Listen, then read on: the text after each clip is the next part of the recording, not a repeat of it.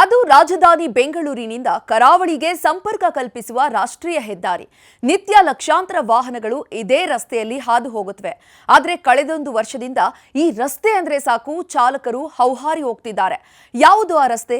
ಅಷ್ಟಕ್ಕೂ ಅಲ್ಲಿ ಏನಾಗ್ತಿದೆ? ಈ ಸ್ಟೋರಿ ನೋಡಿ. ದಶಕದಿಂದಲೂ ಮುಗಿಯದ ಹೆದ್ದಾರಿ ಕಾಮಗಾರಿ.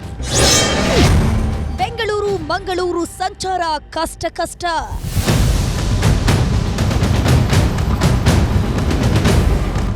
ರಾಷ್ಟ್ರೀಯ ಹೆದ್ದಾರಿ 75 ಬೆಂಗಳೂರಿನಿಂದ ಮಂಗಳೂರಿಗೆ ಸಂಪರ್ಕ ಕಲ್ಪಿಸೋ ಏಕೈಕ ರಾಷ್ಟ್ರೀಯ ಹೆದ್ದಾರಿ. ಈ ರಸ್ತೆಯ ಕಾಮಗಾರಿ ಆರಂಭವಾಗಿ ಬರೋಬ್ಬರಿ 1 ದಶಕವೇ ಕಳೆದು ಹೋಗಿದೆ. ಕೇವಲ 75 ಕಿಲೋಮೀಟರ್ ರಸ್ತೆ ನಿರ್ಮಾಣಕ್ಕೆ ಇನ್ನಿಲ್ಲದ ಅಡ್ಡಿ ಆತಂಕಗಳು ಎದುರಾಗ್ತಿತ್ತು.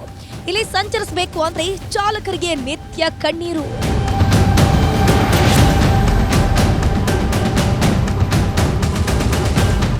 ಬಿಸಿ ರೋಡ್ನಿಂದ ಅಡ್ಡಹೊಳೆ ತನಕದ 75 ಕಿಲೋಮೀಟರ್ ಅಂತರದ ಈ ರಸ್ತೆಯ ಕಾಮಗಾರಿಗೆ ಮೊದಲು L&T ಕಂಪನಿ ಟೆಂಡರ್ ಸಿಕ್ಕಿತ್ತು.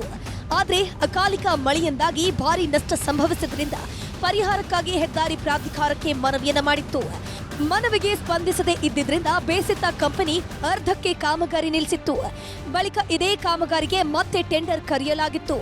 ಉಪ್ಪಿನಂಗಡಿ ಮತ್ತು ಬಿಸಿ ರೋಡ್ನಲ್ಲಿ ದೊಡ್ಡ ಸೇತುವೆ, ಕಲ್ಲಡ್ಕ, ಪಾಣೆ ಮಂಗಳೂರು, ಮಾಣಿ, ಉಪ್ಪಿನಂಗಡಿ, ಕುಟೇಲು, ನೆಲ್ಯಾಡಿ ಪ್ರದೇಶಗಳಲ್ಲಿ ಸಣ್ಣ ಮತ್ತು ದೊಡ್ಡ ಫ್ಲೈಓವರ್ಗಳನ್ನು ನಿರ್ಮಿಸಲಾಗುತ್ತಿದೆ. ಕೆಲವು ಕಡೆಗಳಲ್ಲಿ ಕಾಮಗಾರಿ ಈಗಾಗಲೇ ಪೂರ್ಣಗೊಂಡಿದ್ದು ಉಪ್ಪಿನಂಗಡಿ, ಕಲ್ಲಡ್ಕ ಮತ್ತು ಮಾಣಿಯಲ್ಲಿ ಕಾಮಗಾರಿ ಆಮೆಗತಿಯಲ್ಲಿ ಸಾಗ್ತಿದೆ.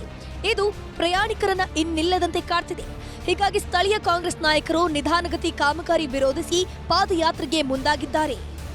ಒಂದು ಸಹಸ್ರಲಿಂಗೇಶ್ವರ ದೇವಸ್ಥಾನಕ್ಕೆ ಹೋಗುವಂಥ ಏನು ರಸ್ತೆ ಇದೆ, ಅಲ್ಲಿಗೆ ವ್ಯವಸ್ಥಿತ ರೀತಿಯಲ್ಲಿ ರಸ್ತೆಯ ಒಂದು ಜೋಡಣೆಗಳು ಆಗಬೇಕು. ಅದನ್ನು ಸರಿ ಕಾಂಕ್ರೀಟ್ ಮಾಡಿ ಕೊಡಬೇಕು. ಆನಂತರ NHA ಏನಿದೆ, ಇನ್ನು ಫೆಬ್ರವರಿ ಒಳಗೆ ಆಗದಿದ್ದರೆ ಇನ್ನೂ 1 ವರ್ಷ ನಾವು ಪರದಾಡಬೇಕಾಗ್ತದೆ. ಈಗ ಅವರು ಮಾಡ್ತಿರುವಂಥ ಕೆಲಸಗಳು ನೋಡಿದರೆ ನೀವು ಮಾಣಿಯಲ್ಲಿ ನೋಡ್ಬೋದು. ಅಷ್ಟು ದೊಡ್ಡ ಫ್ಲೈಓವರ್ ಥರ ಓವರ್ ಬ್ರಿಡ್ಜ್ ಮಾಡ್ತಾ ಇದ್ದಾರೆ, 15 ಜನ ಕೆಲಸ ಮಾಡ್ತಾ ಇದ್ದಾರೆ. ಇದು ಸಾಕಾಗ್ಲಿಕ್ಕಿಲ್ಲ.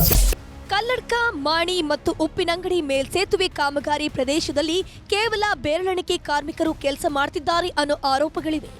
ಇದೇ ಫೆಬ್ರವರಿ ಕೊನೆ ವಾರದಲ್ಲಿ ವಾಹನಗಳ ಸುಗಮ ಸಂಚಾರಕ್ಕೆ ವ್ಯವಸ್ಥೆ ಕಲ್ಪಿಸಬೇಕು. ಇಲ್ಲದಿದ್ದರೆ ಪುತ್ತೂರಿನಿಂದ ಉಪ್ಪಿನಂಗಡಿ ಮೂಲಕ ಕಲ್ಲಡ್ಕದವರೆಗೂ ಪಾದಯಾತ್ರೆ ನಡೆಸುವುದಾಗಿ ಎಚ್ಚರಿಕೆ ನೀಡಿದ್ದಾರೆ. ನಾವು 100% ಕಂಪ್ಲೀಟ್ ಮಾಡಿ ಅಂತ ಹೇಳೋಣ. ನೀವು ಮೋಟರೇಬಲ್ ಮಾಡಿಕೊಡಿ.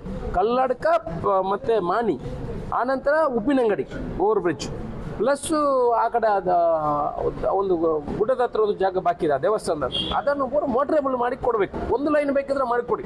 ಅದನ್ನು ಮಾಡಿಕೊಡದಿದ್ದರೆ ಫೆಬ್ರವರಿ ಕೊನೆಯ ವಾರದಲ್ಲಿ ನಾವು ಬೃಹತ್ ರ್ಯಾಲಿಯನ್ನು ಮಾಡುವಂಥ ಕೆಲಸವನ್ನು ಮಾಡ್ತೇವೆ.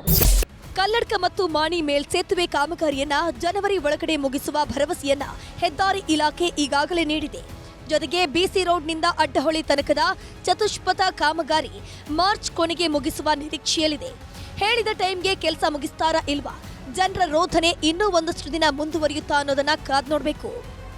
ಅಜಿತ್ ಕುಮಾರ್, ನ್ಯೂಸ್ 18 ಪುತ್ತೂರು.